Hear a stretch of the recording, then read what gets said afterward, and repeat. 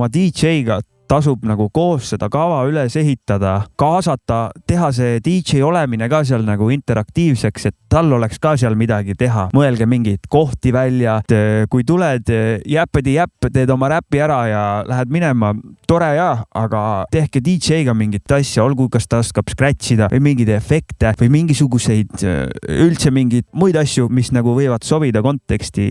Et tehke DJ laivi osaks, mitte et ta ei oleks järjekordne tüüp, kes tuli biite panema. Aga ma ei tea, mingisugune, olgu see siis mingisugune beat switch, mingi, ütleme, teed oma originaallugu, aga DJ tõmbab poole pealt kuradi Cypress Hilli peale ja usaldage oma DJ-d, tehke koos see asi, et ära tule lihtsalt räpi ja lähed nagu minema vaata, vaid nagu sellised asjad, need töötavad. Inimesed tulevad ja panevad tähele neid detaile ja sa saad ise uut energiat ka. DJ saab oma sellest väikest creative ego toidetud, kindlalt nagu kaasata rohkem DJ-si oma laividesse.